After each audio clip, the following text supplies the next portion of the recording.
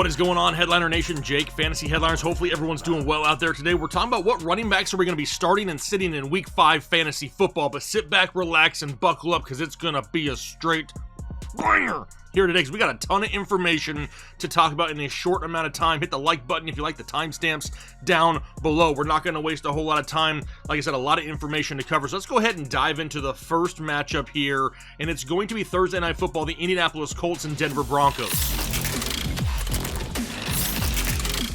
Now, I spent 6 hours this morning trying to pull together all this information and get it organized and ready to present, and there is nothing but question marks when it comes to this matchup here on paper. For Jonathan Taylor in the Indianapolis Colts, I get it. His production is way down, now averaging right around 11 fantasy points per game. What I find somewhat interesting, in Week 1, he played in 70 snaps. Since then, hasn't played in more than 58 and is averaging a career low 4 yards per carry. A lot of this has to do with offensive line play.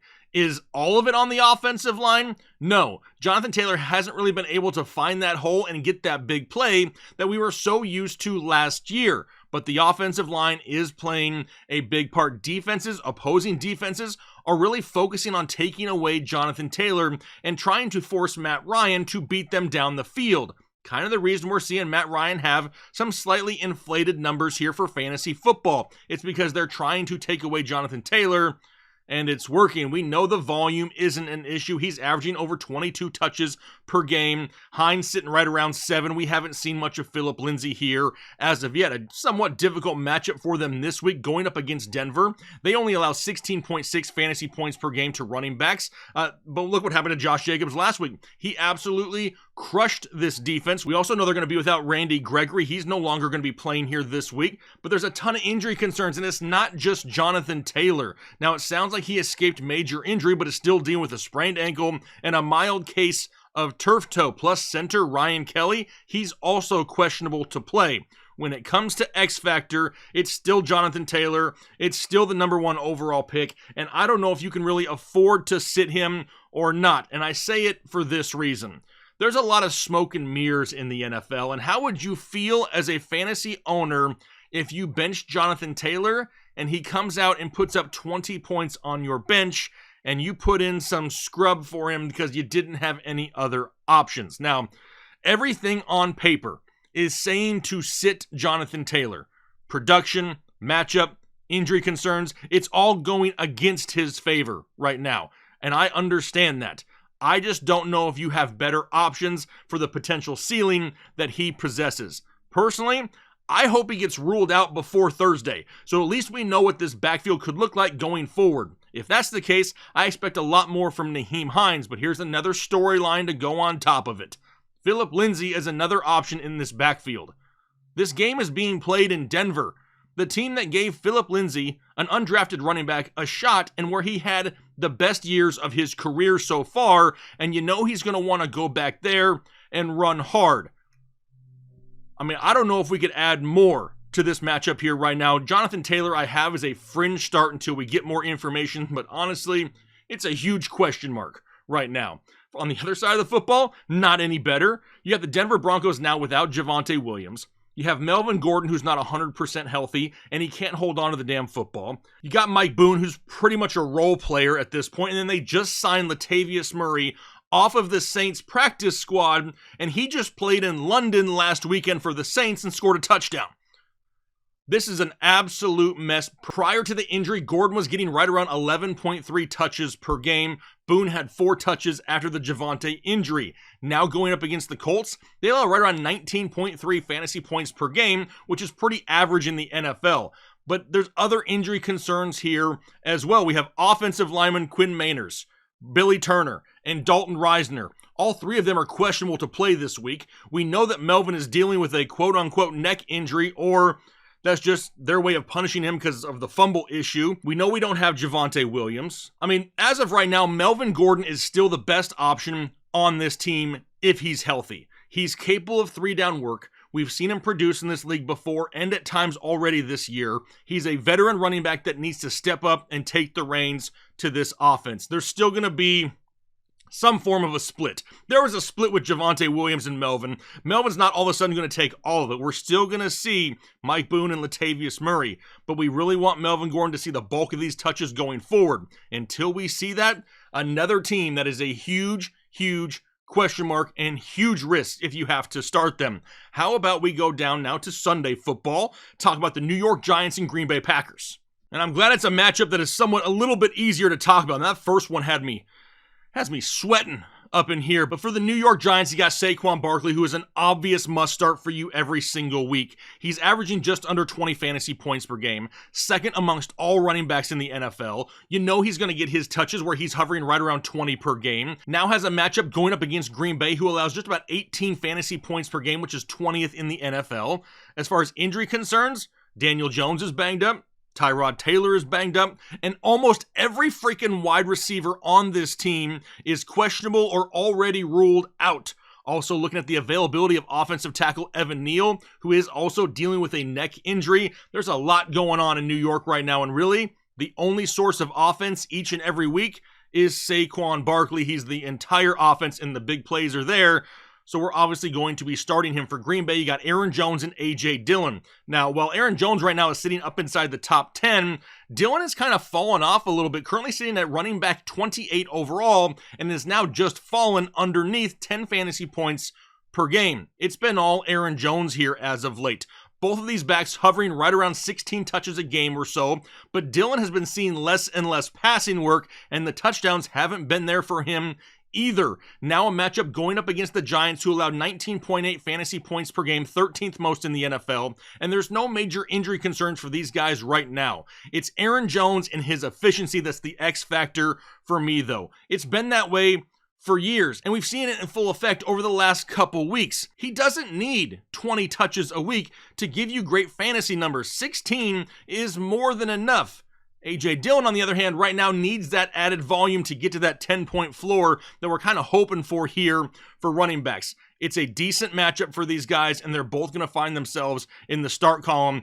A.J. Dillon, a little bit more of a fringe start, better flex play at best. How about Pittsburgh and Buffalo? Najee Harris, been a disappointment for a lot of people this year, right? I mean, he's currently running back 25 overall and just averaging right at 10 fantasy points per game, but barely getting to that 3.5 yard per carry mark. We were down on it last year when he was hovering around 4 yards per carry, and now it's getting worse. But that's not all. Now he's not even catching passes. A total of 5 receiving yards over the last 2 weeks combined is just not going to cut it. He's still getting right around 17 touches per game, but with the disappearance in pass work, and now all of a sudden Kenny Pickett taking away goal line carries, we are not happy Najee Harris owners out there. And maybe you could look at it and say, hey, maybe he's just not getting the receptions, right? Are they still looking for him? No, they're really not. His targets have now dropped in 3 straight weeks, and he had 0 targets last week. Now he gets a matchup against Buffalo, who allows 17.3 fantasy points per game to running backs, but they're coming kind of back down to earth a little bit with all the injuries that they have on the defensive side of the football. But they just allowed 2 touchdowns on the ground to J.K. Dobbins last week. No major injury concerns as of right now, but we cannot afford to lose the pass work and the goal line touchdowns with Najee Harris. If we do, he's going to be fringe top 25 rest of season. The thing that really made him viable last year was that pass catching work and the goal line touchdowns. We need those because of his inefficiencies. I have him as a start, but a very low-end start as of right now. For Devin Singletary, got him as a fringe sit, right? I mean, he's sitting right there at 14 out of 25 points. Literally one spot in the rankings behind Najee Harris currently right now in their overall standings at running back 26 overall, averaging 9.9 fantasy points per game. Coming into the season, did you expect Najee Harris and Devin Singletary to be separated by only 0.1 fantasy points per game? I think not, but it's the pass work over the last couple weeks that's really helping Devin Singletary right now. He's yet to rush for over 50 yards in a game and only has over 50 receiving yards once so far this season. He's averaging just over 12 touches a game, but has 13 receptions over the last 2 weeks, which is a huge, huge plus. Only has double-digit carries 1 game so far this season, so that's not ideal. We're a little bit more reliant on that pass-catching work. Now going up against Pittsburgh, they allow the 7th most fantasy points to opposing running backs at 22 fantasy points per game. No major injury concerns affecting Devin Singletary right now. Really reliant on the receiving numbers, though, and I want to make sure I stress that. He's somewhat splitting touches on the ground still, and there's not a whole lot of touchdowns to go around in a big play offense for these running backs. They're moving the ball down the field vertically so often in this offense that it's really an afterthought that the running backs are getting an opportunity, or when they get on the goal line, Josh Allen can always call his own number, so I'm still going to sit Devin Singletary. Which will take us over to Cleveland for the Chargers and the Browns, my Manscaped matchup of the week. Don't forget, as soon as this video is over, head over to manscaped.com and get yourself something for the bathroom kit, fellas. Anything you need, whether it's body wash, deodorant, lip balm, fingernail clippers, or nose hair trimmers, they have you covered at manscaped.com. Head over there after this video is over. Use code word headliners at checkout and get 20% off and free shipping. And a matchup between Austin Ekeler and Nick Chubb is exactly what I'm looking for here this weekend. Starting off with Ekeler, the prodigal son returns. He's now currently running back 5 overall, averaging 16 fantasy points per game, and has had at least 6 receptions in 3 straight games. That's exactly what we're looking for out of Austin Ekeler. He's averaging a total of right around 18 touches a week, which is 11th most among all running backs. Cleveland, right now, giving up the 10th most fantasy points to opposing running backs at 21.3 points per game. It really sucks not having offensive tackle Rashawn Slater here for the Chargers, but it's really leading to more passing work, which I don't hate for Austin Ekeler whatsoever. Plus, Keenan Allen, another factor here as well. Without Keenan, utilizing Austin Ekeler more in this receiving game is definitely helping his floor. Do we get Keenan Allen back? Questionable. Kind of re-aggravated that injury last week. We may not have him again, and if we don't, that's only more possible points going the way of Austin Ekeler. His opponent, you got Nick Chubb, the current number 1 overall running back in all of fantasy football, and Kareem Hunt, who's currently running back 22 overall. Chubb now has 4 straight games with over 100 plus total yards and touchdowns in 3 straight. Kareem Hunt has 3 straight games under 10 fantasy points and has been somewhat underwhelming. Right now, Chubb averaging 21 touches a game, where Hunt's hovering right around 14. The Chargers, though, they allow the 3rd most fantasy points of all teams in the NFL to opposing running backs at 26.5 points per game, and they were just carved up last week by Dameon Pierce. No major injuries of concern here affecting these running backs, but we just saw, like I just mentioned, Dameon Pierce absolutely gash this defense. Chubb and his volume could easily do the same in this offense. Hunt right now, kind of an afterthought, more of a low-end flex start, but Nick Chubb,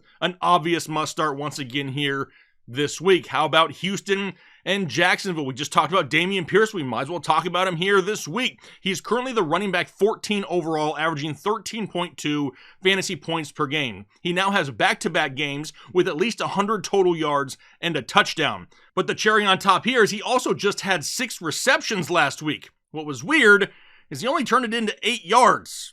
It's kind of hard to do that, but he found a way. Pierce, averaging 17.5 touches per game, has now had 20 plus touches in back-to-back weeks, going into a 3rd straight matchup in which he can actually go out there and produce pretty well. The Jags allow over 22 fantasy points per game, and Miles Sanders just had a career day against this defense. Actually, I'm going to head over to Prize Picks, and I'm going to smash the over again this week on Dameon Pierce. We did it last week and it worked out. Let's go back to it again, because right now it's set at 60.5 rushing yards. I'm going to smash the over on that prop bet. No major injury concerns here right now affecting Dameon Pierce, and the X factor is this.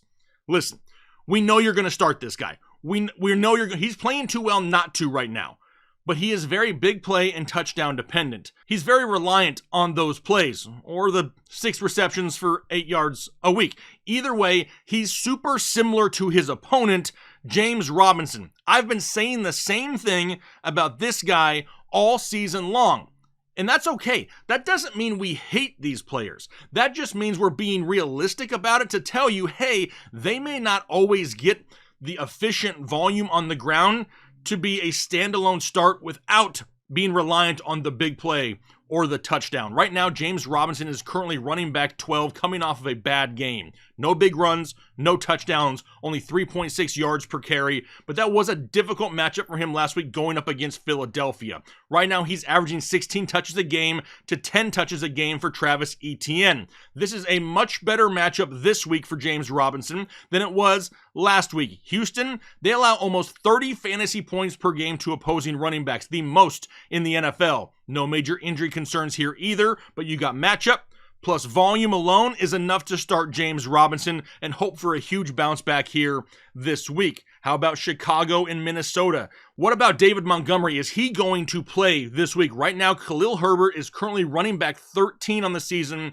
despite not being the starter in this backfield when the season started. Each of these guys has one big game so far this year. In the 2 games that David Montgomery played, averaging 16 touches, and over the last 2, Khalil Herbert's averaging 21 touches per game.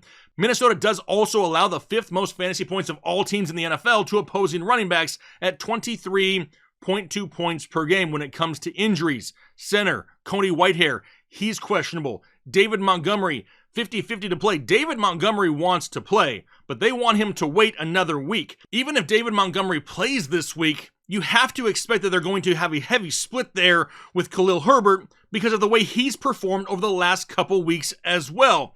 This is a great matchup. You would love for one of these guys to have the backfield to themselves. Best case scenario is David Montgomery sits and we get another full week of Khalil Herbert in this matchup against Minnesota. It's just something we're going to have to pay attention to. If David Montgomery is a 100% full go by game time, I may edge him into the start column over Herbert and move some of those X factor points over there, but we really need to wait and see how available is he going to be. His opponent, Dalvin Cook. A tough week 4 for Dalvin Cook, who finished as running back 27 just last week. Couldn't find a whole lot of room to run against the New Orleans Saints. He did see 22 touches in a game in which he was coming off of an injury, though, so that is a good sign. On the season, averaging right around 18 touches a game, which is 10th most in the NFL. Now a matchup going up against Chicago, who allows over 21 fantasy points per game. He may not be 100% healthy right now, but it's really not affecting his playing time and his touches.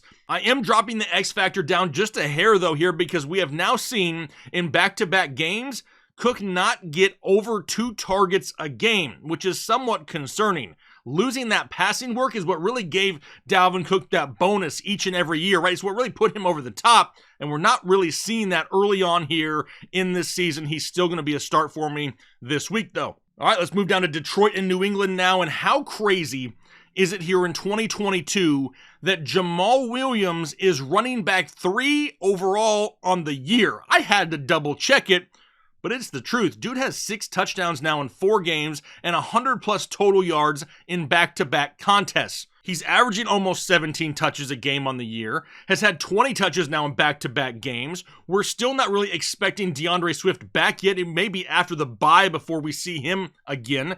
The Patriots are a pretty solid defense, though. They're only allowing 15.5 fantasy points per game, which is 4th fewest in the NFL.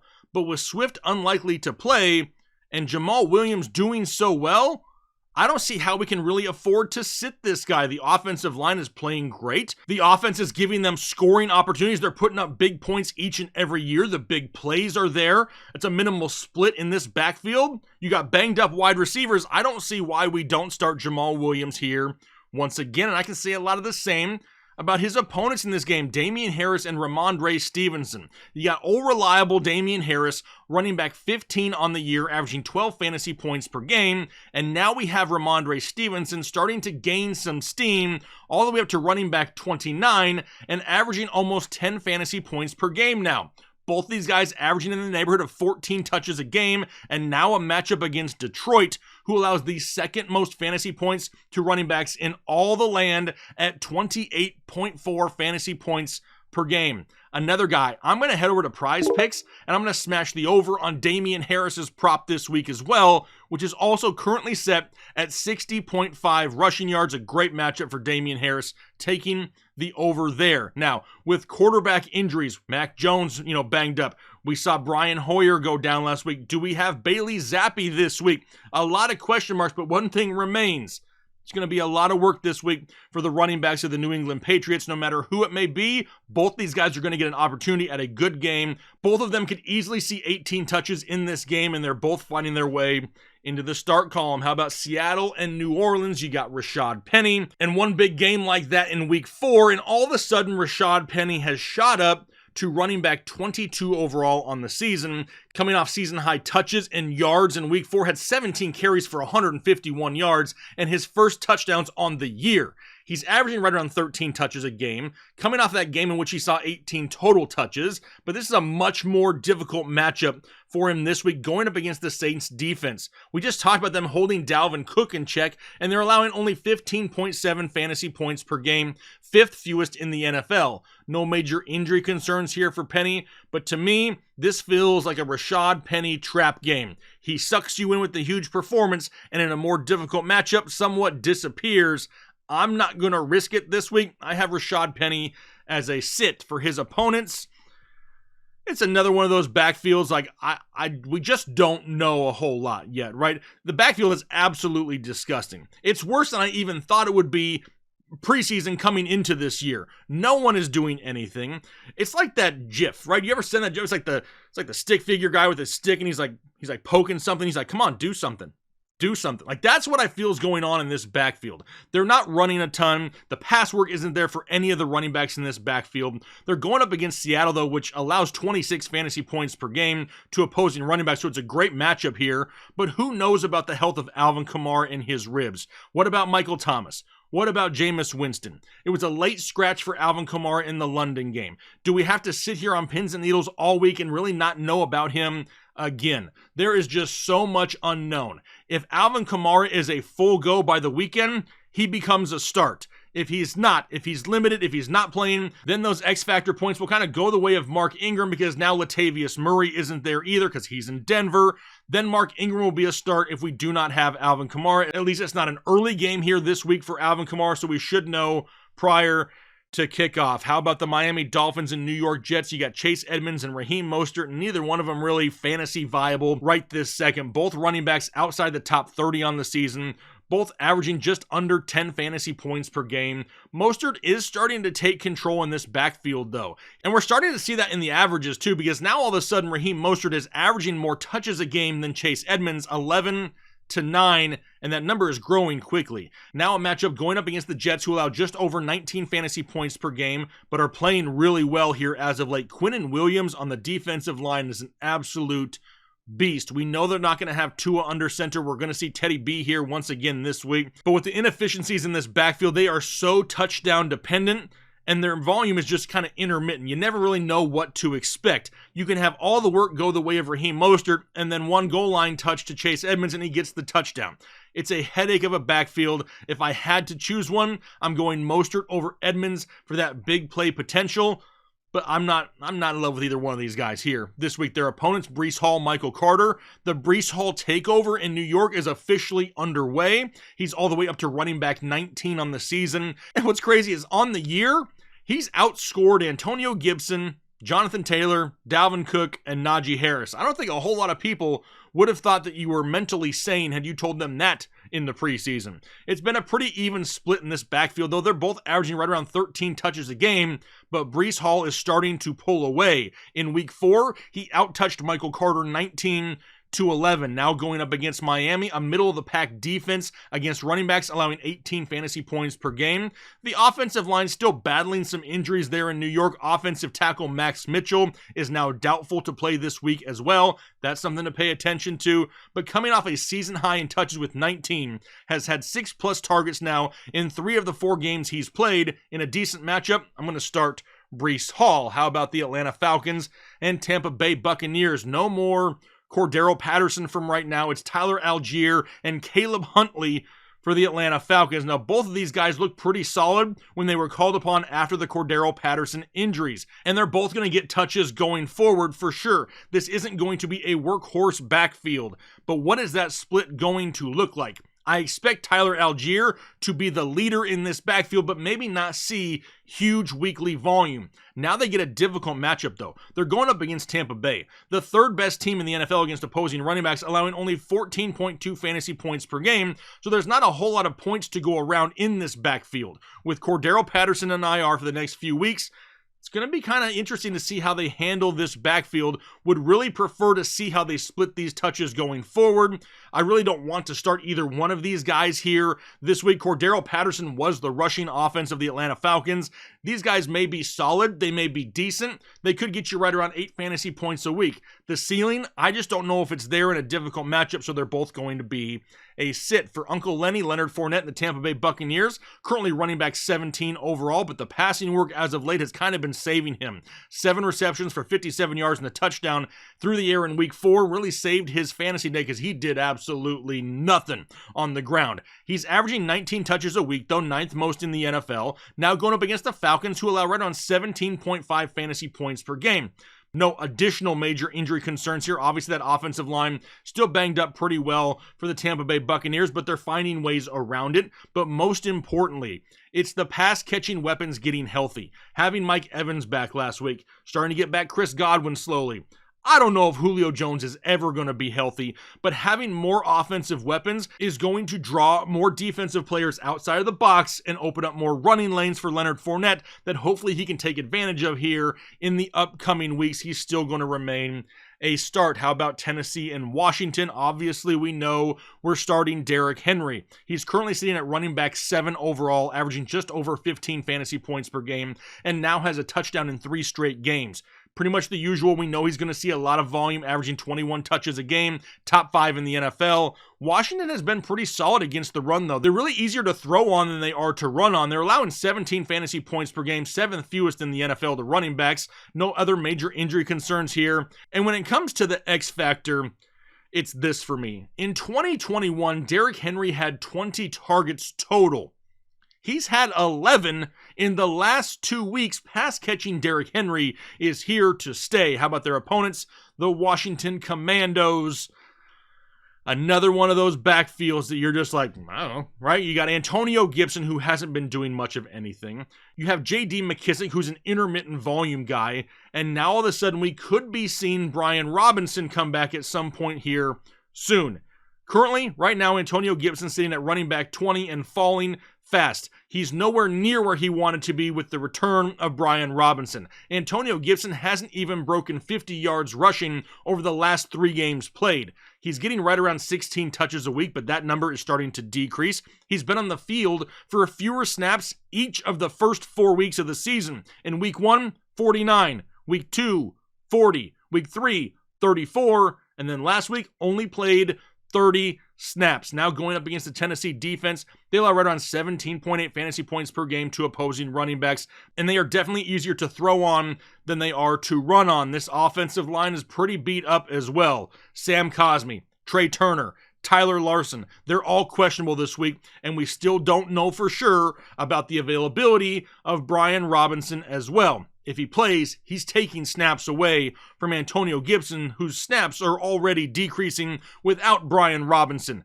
Something to pay attention to here. If Brian Robinson suits up and is active for this game, I don't know if I want to start Antonio Gibson because he can't afford to lose any more touches. I could definitely see a home game if Brian Robinson is active for whatever reason. If there's a goal line carry, they could give the kid a chance in front of the home crowd to go out there and really celebrate what he's bounced back from here early on this year. If he doesn't play, if he sits, I'll go ahead and throw Antonio Gibson out there as a flex play and really hope for a touchdown. Just something we need to pay attention to going into the weekend. How about San Francisco and Carolina? Jeff Wilson Jr.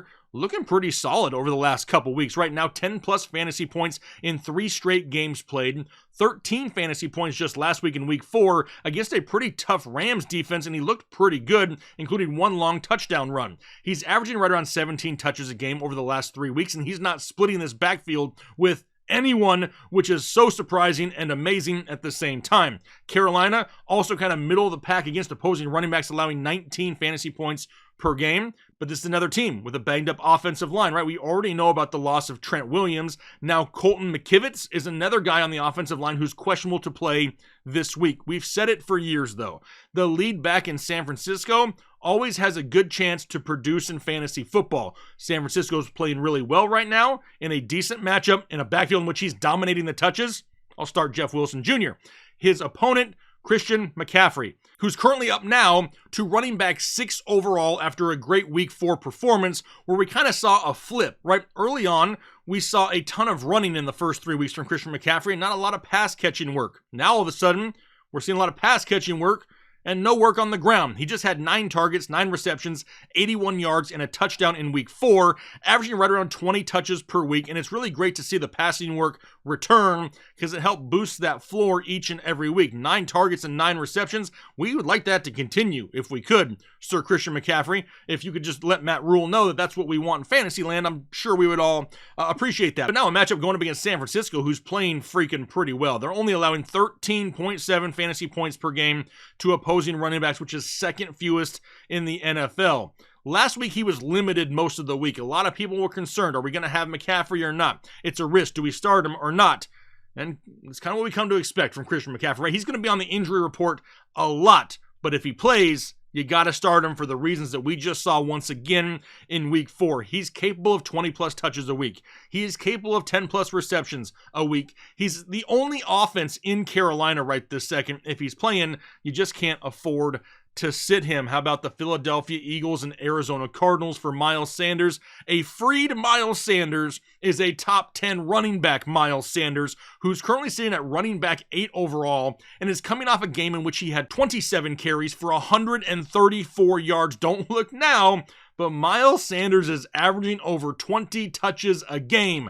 Now he gets the Arizona Cardinals, who are allowing over 21 fantasy points per game to opposing running backs. They may be without offensive tackle Jordan Mailata, who is questionable to play this weekend, so that's something to pay attention to. But it really comes down to which Arizona defense shows up. The Arizona defense is either dominant or invisible. It's one or the other. And there's really no sense to make of which one is going to show up each and every week. The pass work, not really there for Miles Sanders, but if the dude's getting almost 20 touches a week, you can't afford to sit him. Unlike his opponent in this game, James Conner, currently sitting at running back 31 overall, averaging 9.1 fantasy points per game, no touchdowns in the last 3 weeks, and only one game all year in which he totaled over 75 yards. Now, he's averaging right around 14 touches a game, but going up against Philadelphia is no easy task. They're allowing 19 fantasy points per game to opposing running backs, but they have been playing great after that week 1 total failure against the Detroit Lions. So that number is still slightly skewed because of that matchup in week 1. I would definitely not look at this as an easy matchup for James Conner. No other major injury concerns here. He's just not going anywhere when he gets the football. Can Arizona stop the Eagles from scoring, putting this game out of reach, and really making James Conner an afterthought because Arizona can't afford to run? It's kind of what's happening a lot here early on in the season. They're having to play catch-up. They're having to throw the ball down the field more, which means less running, less goal line opportunities, less James Conner. He's going to be a sit for me here once again this week. How about Dallas and the Rams? We got Cowboys-Rams. Start off with Zeke and Tony Pollard. Now, these two are currently back-to-back in the current overall standings at running back 33 and running back 34, and neither of them are doing anything consistently right now. Zeke averaging right around 16 touches a game, where Pollard's hovering right around 10. The Rams, number 1 in the NFL against opposing running backs, allowing only 12 fantasy points per game to opposing running backs. The offensive line, still banged up. There's a small chance that Dak Prescott returns, but it's like so minimal, it's probably non-existent at this point. But a lot of that has to do with Cooper Rush, right? Cooper Rush is playing great football, and he's still pushing the ball down the field. There's a lack of consistency in this backfield right now, and it's a difficult matchup with no pass work to go around to boost the floor, limited scoring opportunities for these backs. We're seeing them go down the field to Lamb and Gallup, and I expect Dalton Schultz to also start to get more and more work as the weeks go on. For right now, this is absolutely crazy, and I can't believe I'm even saying it. It's a risk to even say it, but everything on paper, every stat, every number, Every eye test says to sit Zeke Elliott and Tony Pollard right now until they figure it out. It's just a huge risk to have them in your lineup, and the same can be said on the opposite side of the football for Cam Akers and Darrell Henderson. Does anyone else just feel like vomiting right now? Is it just me? I don't feel good talking about this matchup. This backfield is like the equivalent to like going on a hike and then being attacked by bees, right? In your mind, sounds great. I'm going to get outside. I'm going to enjoy nature. I'm going to go on a hike. And then you end up just in utter pain, because that's what happens if you start these guys each and every week. Both are struggling here on the Rams side to get 10 touches a game. Dallas is solid against opposing running backs, allowing 17 fantasy points per game. You have offensive line issues here in LA with David Edwards, Brian Allen, and Coleman Shelton. They're all questionable on the offensive line. The big plays aren't there. There's limited touchdown opportunities. Every play being called right now in LA is just like, go to Cooper Kupp. Throw it to Cooper Kupp. Where's Kupp? Kupp. Incompletion to Allen Robinson. Kupp. Incompletion to Allen Robinson. Kupp. I mean, that's just what's going on right now in LA. And it's not making the overall offense look very good, and the scoring opportunities just aren't there.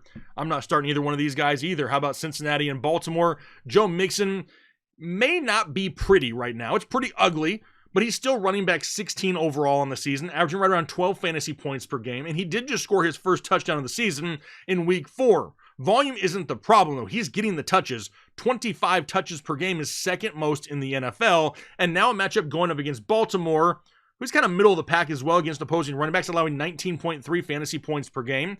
No other major injury concerns here right now. We need this offensive line to step up and get their crap together in Cincinnati. They are way too talented. They are way too good to be performing the way they are here the first 4 weeks of the season. It's leading to super inefficiency for Joe Mixon. Luckily, he's getting the volume every week. If he wasn't, he may be finding himself in the sit column every once in a while. But with the amount of touches he gets, even though he's inefficient, he's racking up some yards, and you know he's going to get some touchdown opportunities in this offense, which is so high-powered. But going forward right now, until they fix that offensive line, he needs touchdowns. He's going to be a start, but not an overwhelmingly confident start this week. J.K. Dobbins also finally finding himself in the start column. We've been waiting for 2 years for this moment. A healthy Dobbins is a dangerous Dobbins, and we've talked about that for multiple seasons now. He's averaging right around 13 touches a game, but you have to expect that's going to increase each and every week that he is healthy. Going up against Cincinnati, he only allows 17 fantasy points per game to opposing running backs, which is not a huge number. They're pretty solid on the ground there in Cincinnati. But we have Justice Hill in this backfield, who's currently questionable. Rashad Bateman, questionable. Don't know if we're going to have Ronnie Stanley back on the offensive line just yet or not, but missing Bateman and Hill could potentially lead to even more touches going the way of J.K. Dobbins. He's a 3-down back in a run-first offense, and as he's getting healthy, he's going to have more opportunities to score those touchdowns that we saw last week against the Buffalo Bills, especially with other weapons banged up. I'm going to start J.K. Dobbins here this week. What about Las Vegas and Kansas City then, our Monday night football game? We have Josh Jacobs versus CEH. Now, Josh Jacobs is coming off a huge week 4, right? It's put him all the way up inside the top 10 overall at running back 9 on the season. He's averaging over 5 yards per carry over the last 2 weeks and has had 10 receptions over the last 2 games played. Love that pass catching work for Josh Jacobs. He's also just jumped over 20 touches per game on average after week 4. Now, he's one of only 7 running backs in the NFL currently averaging over 20 touches a week, so I don't see how you could sit one of those guys ever. Now he's going up against Kansas City. They allow the 6th most fantasy points to opposing running backs at 22.7 per game. No other major injury concerns here, but my biggest concern in this game has to be the Las Vegas defense, and can they keep this game close enough? Can they keep Patrick Mahomes out of the end zone frequently enough to where they can rely a little bit more on that ground game of Josh Jacobs? If the Raiders want to win this ball game, they need to control time of possession, and you do that by running the ball successfully. That's what we need for Josh Jacobs this week, because we need that extra volume on the ground for his opponent, CEH, Clyde Edwards-Helaire. He is currently running back 4. Running back 4 overall on the season, averaging over 17 fantasy points per game. And I hope you're ignoring people out there that told you to sell this guy. You don't sell Clyde Edwards-Helaire at the So wait, let me get this straight. We struggled for years to get Clyde Edwards-Helaire to this point, and then he finally gets to this point, and people want to sell him? No, we're holding on to Clyde Edwards-Helaire. He's only touching the ball 14 times a game, so you know the efficiency is going to be there. Now a matchup going up against the Raiders, who allow over 20 fantasy points per game to opposing running backs. There is a concern on the offensive line that offensive guard Trey Smith is questionable with a pec injury. We don't know whether he will play or not just yet, but he's super dependent on touchdowns. I will say that, but that's only because he's scoring them right now. He's in an offense that's going to score a lot of points. He has 5 touchdowns over the first 4 games played. Now, I don't want to buy into the fact that it's just touchdowns, but he's also coming off a game in which he had 20 touches, which is something we're not used to either. The lead running back in Kansas City, getting the volume, has a tendency to put up some pretty decent numbers, and you know Patrick Mahomes is going to give them scoring chances. I'm going to continue to start CEH Clyde Edwards-Helaire. And there you have it, my starts and sits for the running back position here, Week 5 fantasy football. A lot of question marks, right? A lot of things making you go, damn, I don't know what to do. Don't worry, we'll have more start-sit videos coming out. We'll have rankings videos, everything before Thursday Night Football. So hopefully we have an idea of how to handle some of these situations going into the weekend. Hopefully you enjoyed the content. If you did, don't forget to hit the like button and consider subscribing if you haven't already. We're so close, almost 170K. Can we get to 170K by the end of the week? I think we can, Headliner Nation, and we greatly appreciate all your support. But for now, I'm going to get out of here for the day. Hopefully you have a great rest of your day, a great week, and we'll talk to you later.